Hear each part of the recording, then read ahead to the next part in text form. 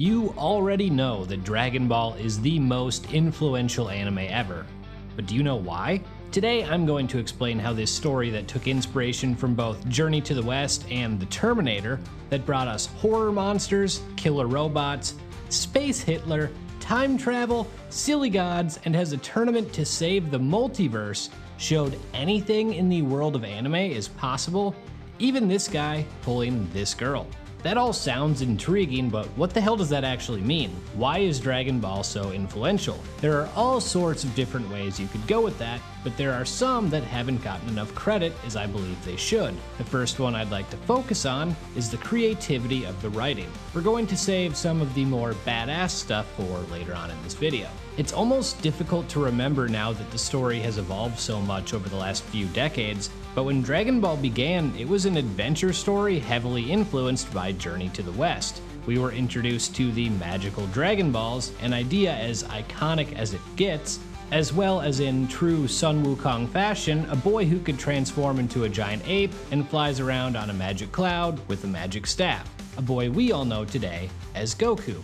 But it didn't stay in that lane all that long. Before 30 episodes have passed, Goku is facing off with an army with Nazi and Stalinist influences, one who use humanoid robots called androids to do their bidding. Not only does the story seamlessly transition into something completely different here, but the subject matter is deeper as well. The morality of Android 8 is like a 30 years too soon take on AI. And of course, we have to acknowledge that Akira Toriyama, the creator of Dragon Ball, is widely known to have taken inspiration from The Terminator, but to implement it so easily into his adventure story is something I personally find astounding. In between that transition, we had a tournament arc, which is now probably the most iconic staple in shonen stories. That or the beach epi. After we've taken our brief stop to hang with androids and an Axis-inspired army, we return to another tournament. Here, our main antagonist is a man with a third eye, something that has all sorts of religious influences between Buddhism, Hinduism, and Taoism. For those keeping track, we've now turned an adventure story into a World War II robot fight, back into a world tournament arc, one backed by all sorts of religious history, 80 episodes in. So where do we go next? I don't know, how about the resurrection of a long-imprisoned demon? Oh, and that demon, King Piccolo, well, he's actually the evil half of the creator of the Dragon Balls and the god of Earth, Kami. Then when King Piccolo is defeated, he pukes up an egg that becomes a new, more powerful version, just Piccolo. When you say this out loud, you realize how fucking bonkers it all sounds. Don't worry though, we've got a lot more. When we hit the sequel series, Dragon Ball Z, it turns out Goku isn't an earthbound monkey king. No, he's actually an alien. He's a Saiyan, a warfaring race from across the galaxy, hell-bent on conquering everything in their path, or they were, until they were wiped out. Only he, his brother, this bald dude, and the Saiyan Prince Vegeta remain. Oh, and Goku dies, goes to heaven, sees hell, and comes back. Piccolo and Kami, yeah, they're aliens too, and just for fun, we're going to visit their planet to use their Dragon Balls.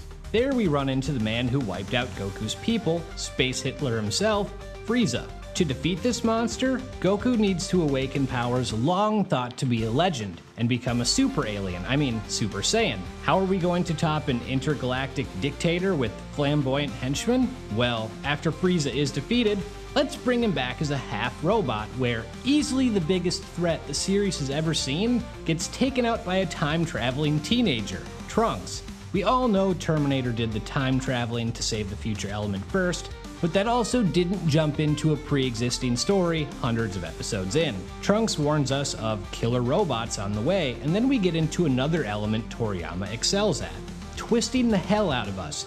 Turns out, these killer robots aren't the androids Trunks was talking about, and when we do find those ones, there are 3, not 2.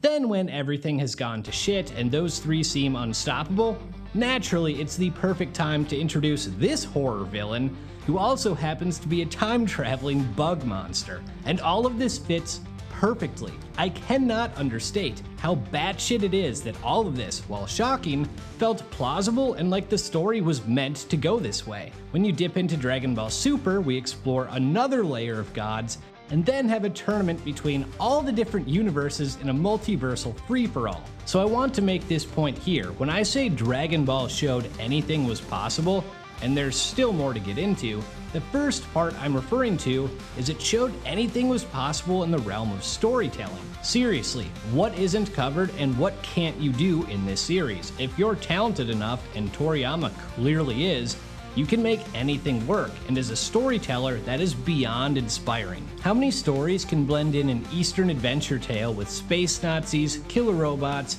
religious influences, demons, multiversal gods, time travel, and perhaps craziest of all, this short king pulling a 10? Before Dragon Ball, I would guess that number is 0, especially in terms of being popularized and mainstream. The funny thing is, when talking about Dragon Ball's creativity, it gets way more hate than praise. It's all tournaments, it's a transformation fest, only Goku matters, every arc follows the same beats. These are all common critiques. I think I've already shown that most of that is far from the truth, but also we need to realize that when you write nearly 1,000 chapters of a story that's translated into nearly 700 episodes, while everyone in the industry is taking inspiration from you, not every single thing is going to be unique or feel fresh. It goes beyond the storytelling too. Dragon Ball succeeds far beyond the creativity of its universe, and perhaps an even bigger reason why is the characters. Look at all the icons this series has created. Goku and Vegeta are some of the most replicated characters in anime. Pretty much every anime protagonist shares something in common with Goku between either that simple kind human side or the battle-hungry Saiyan side. I made an entire video about how Vegeta is so copied that the Vegeta character has essentially replaced the term rival. He has one of the greatest arcs in history to this day. Frieza is basically the final boss of anime, and with that banger ringtone, I don't blame him. Trunks has one of the most incredible debuts of all time.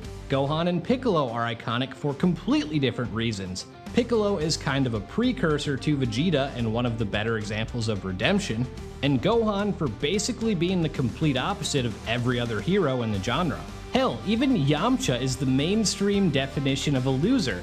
Dude is getting shoutouts in the comments of the Superman trailer for his iconic pose being mimicked. The last thing I'm going to talk about is that Dragon Ball showed breaking into the mainstream was possible for an anime, not only in terms of sales, popularity, or viewership, but in terms of culture. Hell, look back at what I just said about Yamcha. No other anime in history is doing anything like that. It did this on top of the other things I've said by being too badass not to be loved. Goku turning Super Saiyan is a moment in anime that will never be replicated. Hell, the term Super Saiyan is common vernacular now. You don't even need to know Dragon Ball to know what that is and what it represents. It's an anime trope now too. Seemingly every big anime has their characters transform in some way. Gear 2, Sage Mode, Bankai, the list goes on and on. After a few decades off, the series returned with Dragon Ball Super, and instantly, Ultra Instinct broke the internet. With everything it accomplished, there's simply no other way to put it. Dragon Ball proved anything is possible. With that, I'm out.